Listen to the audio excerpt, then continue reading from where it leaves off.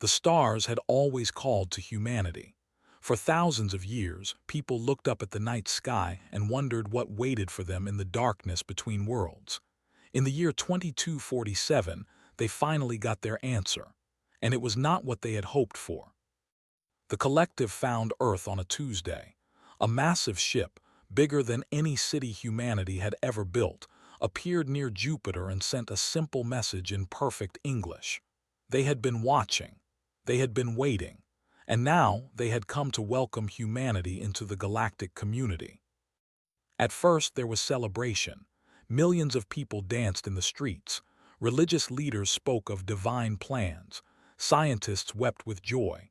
Humanity was not alone. The universe was full of life, and that life had come to greet them as friends. But friendship was not what the collective had in mind. The collective was old.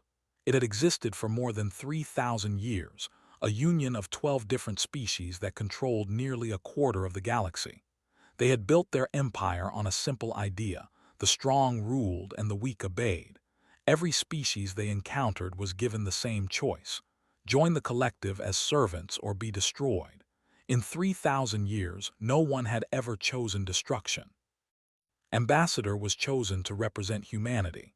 She was a small woman with hair and sharp eyes. She had spent 30 years settling disputes between nations on Earth, and the United Terran Parliament believed she was the best person to negotiate with beings from another world. They were wrong, not because was not skilled, but because the collective had no interest in negotiation. Spent 18 months aboard the collective's flagship, a vessel called the Eternal Dominion. She ate strange food. She learned 3 alien languages. She smiled at creatures that looked like nightmares and called them friends. She did everything right, and none of it mattered. The collective's lead diplomat was an ancient being named Archon. He belonged to a species called the founders of the collective. He was tall and thin, with skin like polished metal and eyes that held no warmth. When presented humanity's proposal for equal partnership, laughed. It was not a cruel laugh. It was the laugh of a teacher watching a child try to solve an impossible problem. "You do not understand," said his voice like wind through dead leaves. "Equality is not offered. It is earned through of service. Your species is young. You have only been traveling between stars for 100 years. You have only 47 colony worlds. You are children, and children do not sit at the table with their elders." Kept her face calm. "What does the collective propose?" The terms were simple. Humanity would surrender 60% of its colony worlds immediately. Every year, Earth would send 1 million workers to serve in collective industries. All human technology would be reviewed and controlled by collective overseers. In exchange, humanity would receive protection and the right to exist. "This is slavery," said. "This is order," replied. Every species in the collective accepted these terms. In time, they came to appreciate the wisdom of their choice. Humanity will learn the same lesson. She was small compared to the Archon, but she did not look away from his cold eyes. "I must consult with my government." "Of course," said. "You have 1 standard year. After that, the collective will assume humanity has chosen resistance. And resistance, Ambassador, has never ended well for anyone." Returned to Earth with a heavy heart. She had failed. She had gone to the stars hopping to find friends and had found only masters waiting for servants. She presented the collective's demands to the United Terran Parliament and watched as the faces of world leaders turned pale with fear and red with anger. The debate lasted 3 days. Some argued for acceptance. The collective was too powerful. Their fleet numbered in the tens of thousands. Their technology was centuries ahead of humanity's. Fighting them would mean extinction. Better to survive as servants than die as rebels. Others disagreed. They spoke of human history, of every time an empire had demanded submission and been told no, of the countless millions who had died throughout history so that their children could live free.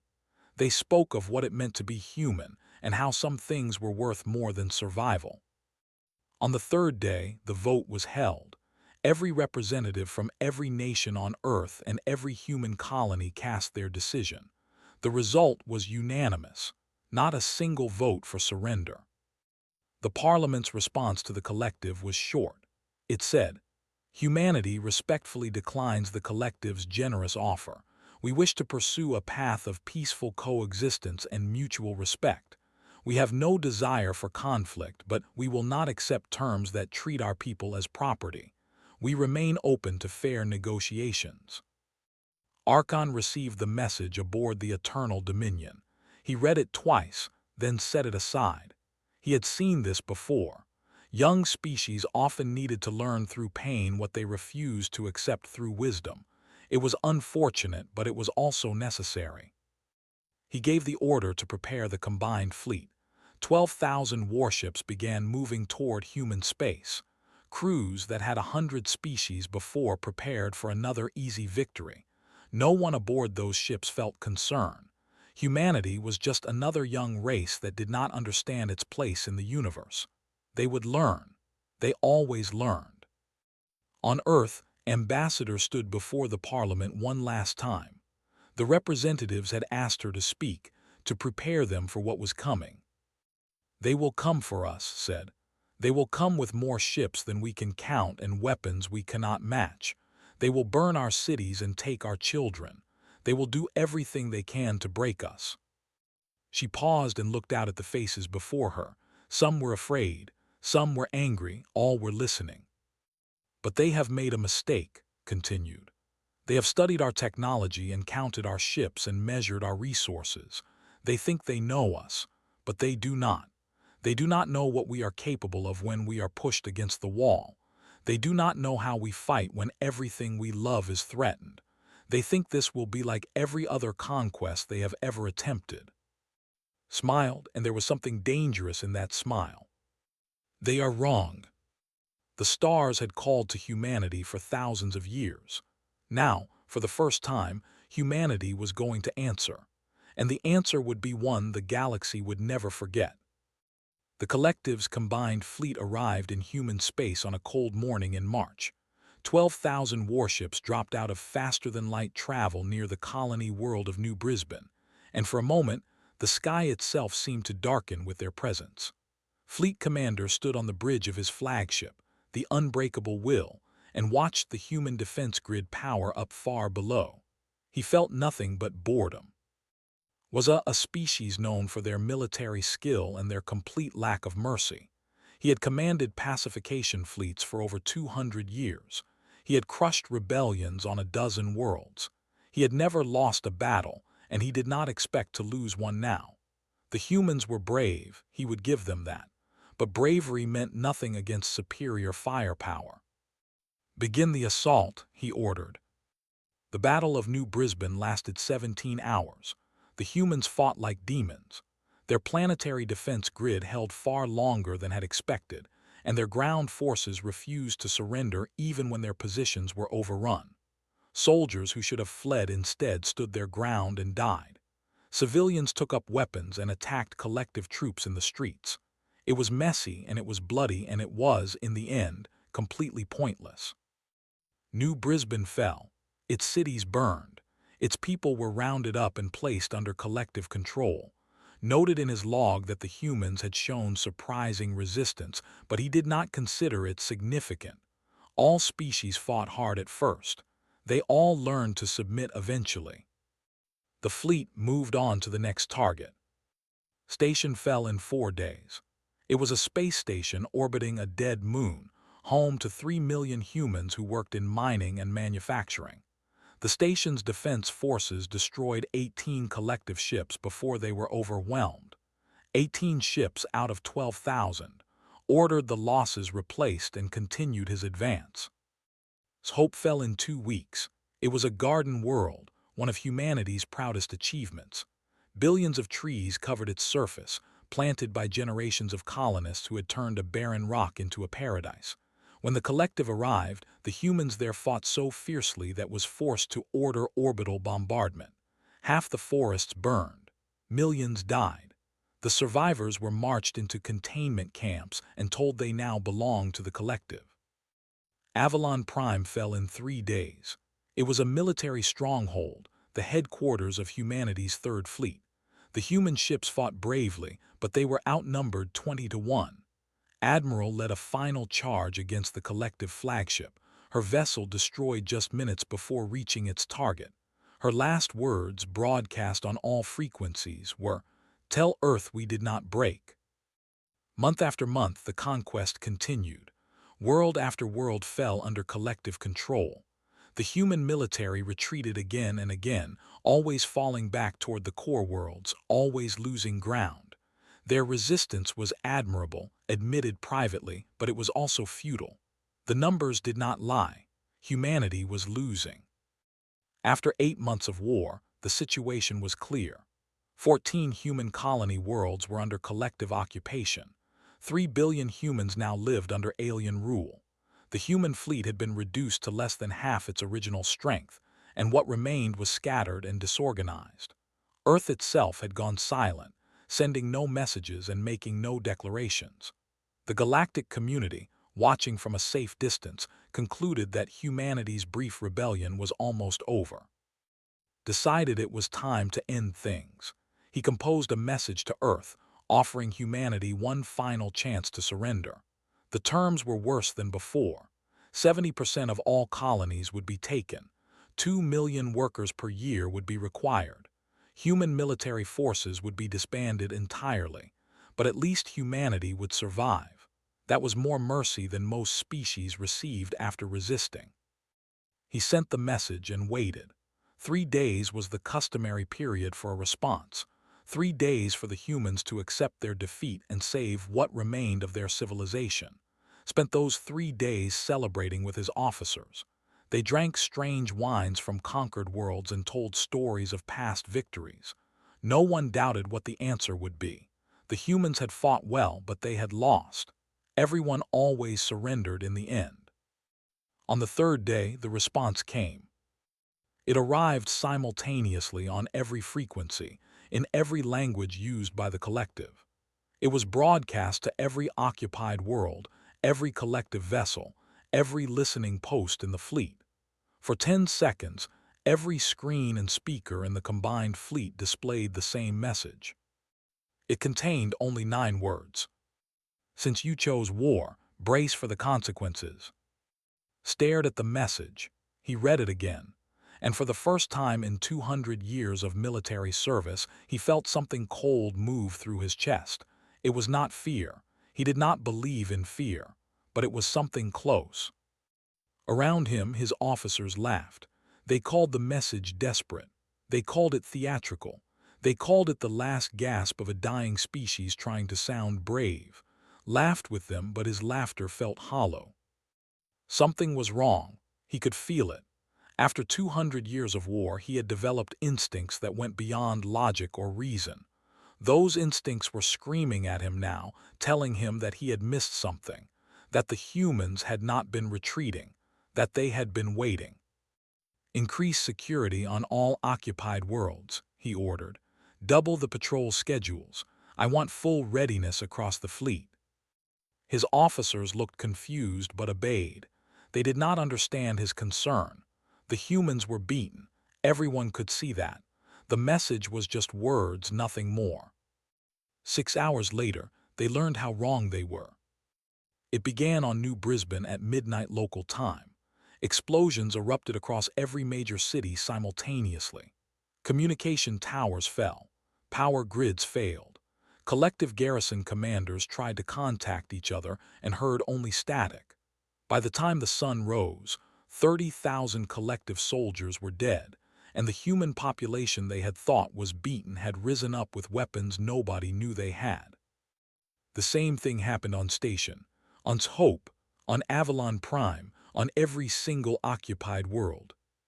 In the space of one night, the war changed completely. The humans had not been losing, they had been preparing. And now, finally, they were ready to fight. Fleet Commander stood on the bridge of the unbreakable will and watched his empire begin to crumble. Reports flooded in from every occupied world, each one worse than the last. Garrison forces were being slaughtered. Supply depots were exploding. Communication networks were falling silent. In the space of 12 hours, the careful order the collective had built across human space had collapsed into chaos. "How is this possible?" demanded. "We disarmed them, we searched their cities, we controlled their industries. Where did these weapons come from?" No one could answer him. The weapons the humans were using should not exist. Energy rifles that cut through collective armor like paper. Explosives that could not be detected by any scanner. Jamming devices that blocked communications across entire continents. These were not the weapons of a defeated species. These were the weapons of a predator that had been pretending to be prey. The truth, which would not understand until much later, was simple. For 8 months, while the human military appeared to be losing battle after battle, they had been playing a very different game. Every retreat had been planned. Every surrender had been calculated. Human resistance cells had been planted on every colony before the collective arrived, hidden among the civilian population with weapons buried deep underground. They had watched. They had waited. They had mapped every patrol route and memorized every security weakness. And when Earth finally gave the signal, they had risen as one. But the resistance on the ground was only the beginning. 3 days after the uprisings began, the human fleet reappeared. It was smaller than before, but it moved with a purpose that had never seen. Instead of engaging the collective's main forces, the human ships struck at supply lines and communication relays. They attacked in small groups, hit hard, and vanished before reinforcements could arrive. It was not the way civilized species fought. It was the way animals hunted. Ordered his fleet to pursue and destroy the humans, but every time they caught up, the humans were gone. It was as if they knew exactly where the collective ships would be before they arrived. And perhaps they did. Perhaps they had been preparing for this war much longer than anyone had realized. 1 week after the message from Earth, the humans unveiled their greatest secret. Had gathered his remaining fleet near the occupied world of Hope. 4,000 warships, still a formidable force, waited in formation while he planned his next move. He was confident that he could regain control if he struck quickly and decisively. The humans had surprised him, yes, but they could not match the collective's strength in a direct battle. Then a single human ship appeared at the heart of his formation.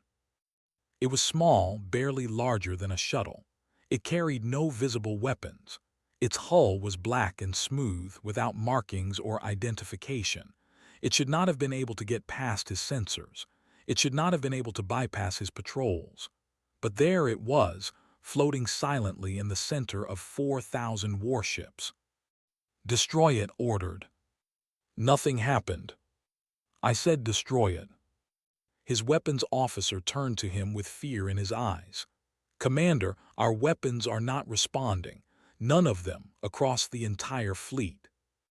Looked at his display. Across his fleet, ship after ship was going dark. Engines were failing. Weapons were powering down. Life support systems were flickering. 4,000 vessels, the pride of the collective, were becoming dead metal drifting through space. The small human ship broadcast a message. It was a woman's voice, calm and professional. "This is the UTS Prometheus to collective forces.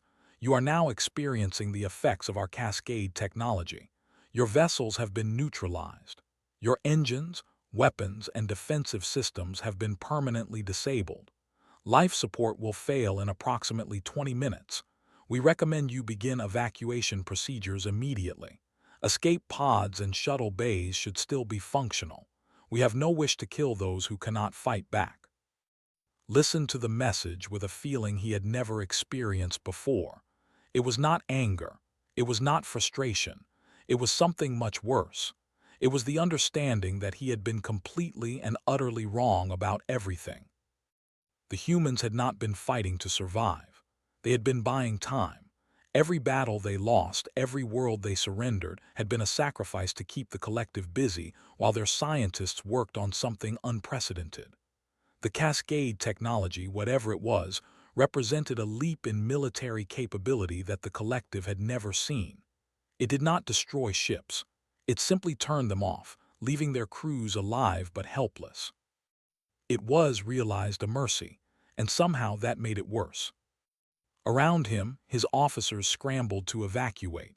Escape pods launched from every ship in the fleet. Shuttles fled toward the planet below.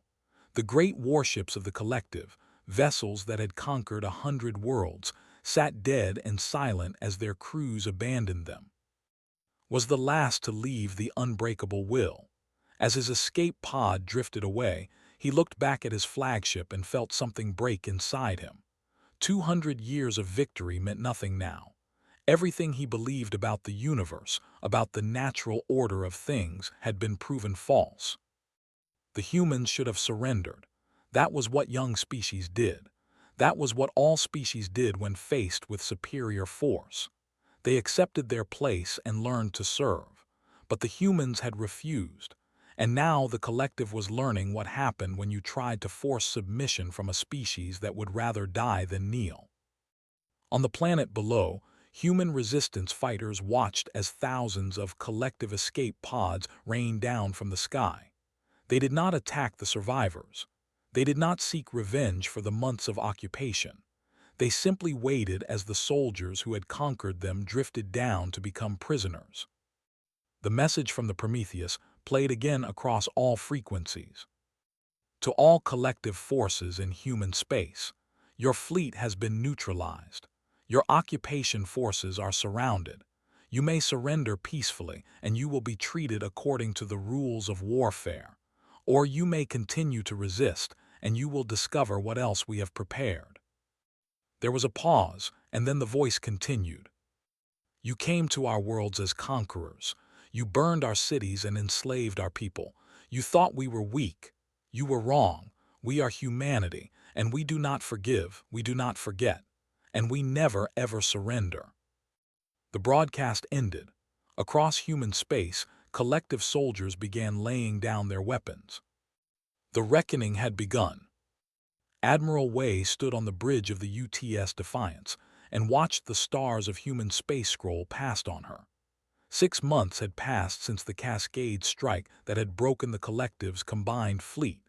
6 months of liberation, of victory, of watching an empire that had never known defeat learn what it felt like to lose. She was tired. Command of the human counteroffensive had aged her in ways that numbers could not measure. But there was still work to do, still worlds to free, still a message to send to every species in the galaxy that had watched humanity fall and done nothing to help. Admiral, her communications officer called out. New Brisbane reports ready for liberation. Ground forces are in position. Resistance cells have secured the primary objectives. Wei nodded. New Brisbane, the first world to fall. It was fitting that it would be among the last to be freed. Tell them to begin, she ordered, and tell them to show no cruelty. We are not them. The battle for New Brisbane lasted less than a day. The collective garrison, already weakened by months of resistance attacks, surrendered before the human fleet even reached orbit. The soldiers who had once marched through the streets as conquerors were now prisoners, sitting in camps and waiting to learn their fate. The humans who had spent 8 months under occupation finally walked free.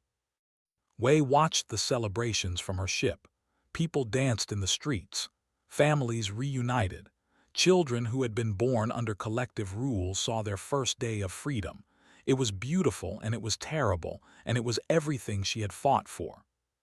But the war was not over, not yet. The collective still held territory beyond human space. Their remaining fleets had retreated to defend their core worlds, but they had not surrendered.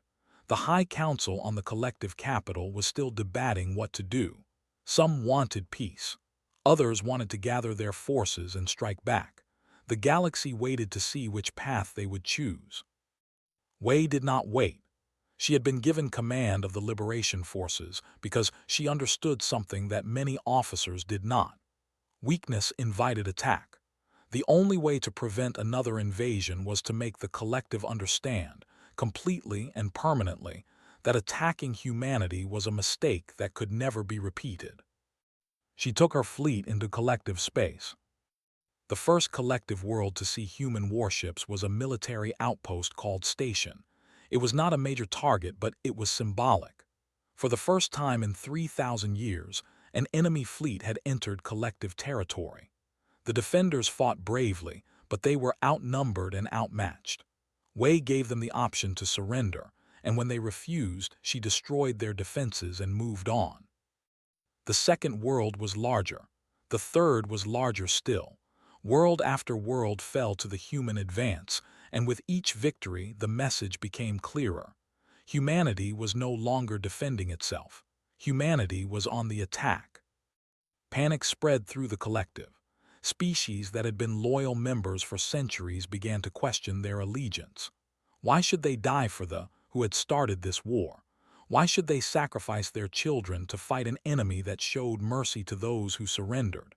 The cracks that had always existed in the collective began to widen. Wei encouraged those cracks. She broadcast messages to every species in the collective, reminding them of how they had been conquered, reminding them that they had once been free, offering them a choice that the collective had never given, the chance to determine their own future. 3 species defected in the first month. 4 more followed in the second. By the third month, the collective was fracturing from within, and they found themselves increasingly alone. On the human side, there were those who wanted revenge. They had seen their worlds burn. They had lost family and friends to collective violence. They wanted to repay pain with pain, destruction with destruction. Wei understood their anger. She shared it, but she did not allow it to guide her. "We are not conquerors," she told her officers. "We are liberators. Every atrocity we commit, every innocent we harm, turns us into the thing we fought against. We are better than them. We must prove it with our actions." It was not easy. There were incidents. Soldiers who let their rage overcome their discipline. Officers who looked the other way when prisoners were mistreated. Wei dealt with each case harshly. She removed commanders who failed to maintain order. She had soldiers court-martialed for war crimes. She made it clear that humanity would win this war without losing its soul. On one liberated world, a collective officer asked Wei why humans refused to surrender when defeat seemed certain. He had commanded the garrison that conquered Avalon Prime. He had watched Admiral Dai leading her final charge. He did not understand. Wei looked at him for a long moment before answering. "You think surrender is the natural response to overwhelming force," she said. "For your species, perhaps it is, but humans are different. We evolved on a world that was trying to kill us from the moment we were born. Predators hunted us. Disease struck us down. The climate changed and forced us to adapt or die. And through all of it, we survived. Not because we were the strongest, not because we were the fastest, but because we never, ever gave up." She stepped closer to the officer, and he took an unconscious step back.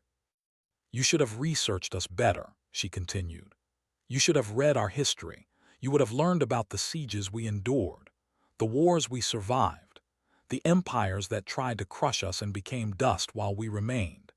You would have learned that making humanity desperate is the worst possible strategy, because there is nothing more dangerous in this galaxy than a human with nothing left to lose."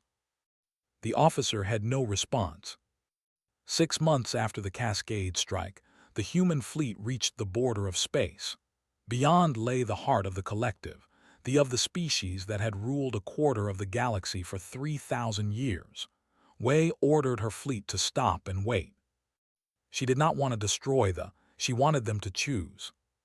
1 week later, a collective diplomatic vessel appeared carrying a white flag. Archon, the same diplomat who had once laughed at humanity's request for equality, had come to discuss terms. The war was almost over. But the hardest part was still ahead. The UTS Remembrance was the largest ship humanity had ever built. It was a dreadnought, a vessel designed for war, but its name told a different story. Every corridor, every hall, every bulkhead carried inscriptions. Names. Billions of names. Every human who had died in the war against the collective was remembered here, carved into the very metal of the ship itself. Walking through the remembrance was like walking through a memorial, a constant reminder of what the war had cost. This was where humanity chose to hold the peace negotiations, not on neutral ground, not on Earth. Here, surrounded by the names of the dead, where the collective could not forget what they had done. Archon arrived aboard a small shuttle, accompanied by a handful of advisors. He was old, even by standards, and the war had aged him further. His metallic skin had lost its shine. His movements were slower than they had been 2 years ago. He looked like what he was, a being who had witnessed the destruction of everything he believed in.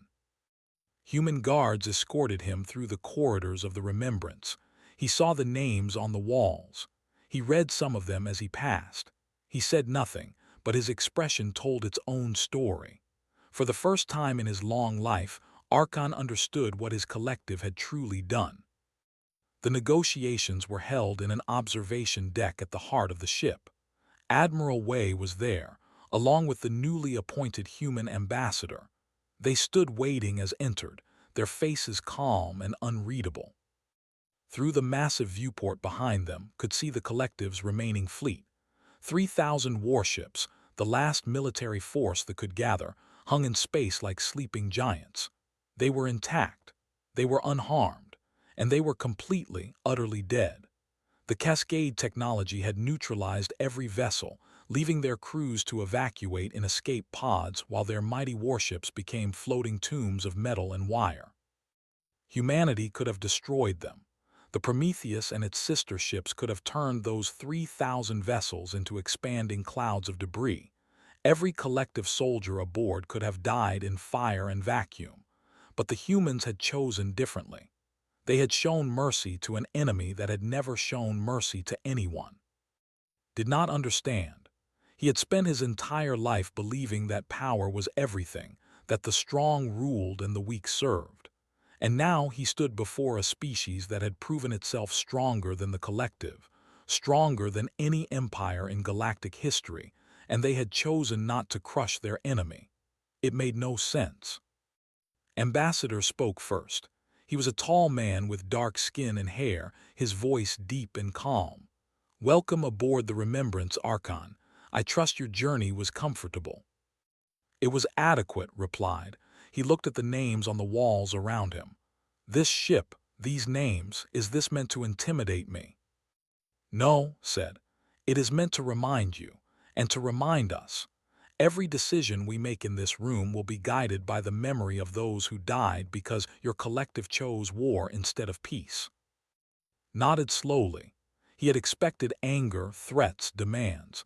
He had prepared himself for harsh terms and bitter negotiations. What he had not expected was this calm, this dignity. It unsettled him more than any display of aggression could have. "What are your terms?" he asked. Gestured to a table where several documents waited. "They are simple. There will be no occupation of collective territory. There will be no demands for tribute or labor.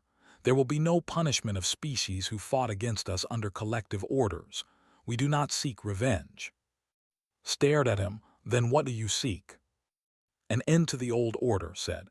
"The collective was built on domination. Species joined because they had no choice. That ends now. We are proposing a new alliance, one based on mutual respect and voluntary cooperation. Any species that wishes to join may do so freely.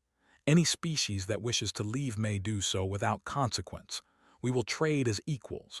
We will resolve disputes through dialogue, not force. We will build something better than what came before." For a long moment was silent. He had lived for centuries. He had served the collective his entire life. He had believed, truly believed, that their way was the only way. And now this young species, this race of primitives who had been traveling between stars for barely a century, was offering him something the collective had never conceived of: a partnership, a genuine choice. "You could have destroyed us," he finally said. "Your weapons, your technology, your soldiers. You could have burned our worlds and scattered our people across the galaxy. We would have done exactly that to you. Why didn't you?" Admiral Wei stepped forward. She looked at with eyes that held no hatred, no anger, only a deep and profound weariness. "Because we are not you," she said. "We did not fight this war to become conquerors. We fought it to protect our people and to prove that your way, the way of domination and subjugation, is not the only path. We wanted to show the galaxy that strength does not require cruelty. That power can be used to build rather than destroy." Shook his head slowly. "You are naive. The galaxy is a dangerous place. Other species will see your mercy as weakness. They will try to exploit you." "Perhaps," Wei agreed. "But we would rather face those challenges than become the thing we fought against. We would rather be remembered as the species that offered peace than the species that continued the cycle of conquest." She turned to look out the viewport at the dead fleet floating in the darkness. "We could have killed every soldier aboard those ships," she said. 3 million beings who followed orders, who fought because they were told to fight. We could have destroyed them and no one would have blamed us. But we chose differently. We chose to give them a chance to live, to return to their families, to make different choices in the future." She looked back at, "That is who we are. That is what humanity offers the galaxy. Not domination but partnership, not fear but hope. You can accept that or you can reject it. The choice is yours. It always was." The negotiations lasted 3 days. Point by point, article by article, the treaty was written, argued and questioned and pushed back, and the humans listened and responded and compromised where they could. It was not easy. Centuries of hatred and distrust could not be erased with words on paper, but it was a beginning. On the 3rd day, the treaty was signed. The collective, for the first time in its 3,000-year history, accepted a former target as an equal. The war was over. The new order had begun. Within a decade, 7 species that had been members of the collective petitioned to join humanity's new Terran Accord instead. They came not because they were forced, but because they chose to. They had seen what humanity built, and they wanted to be part of it. And across the galaxy, in 1,000 languages on 10,000 worlds, the story was told and retold. The story of the young species that refused to kneel. The species that turned defeat into victory and showed mercy to those who had shown none. The species that proved that the old ways were not the only ways. They remembered the message that had announced humanity's arrival as a galactic power. 9 words that had changed everything. Since you chose war, brace for the consequences. But they also remembered what came after, the choice that humanity offered, the hand extended in peace instead of the fist raised in anger. That was humanity's true legacy. Not the war they had won, but the peace they had built. Not the enemies they had defeated, but the allies they had gained. And in the end, that made all the difference.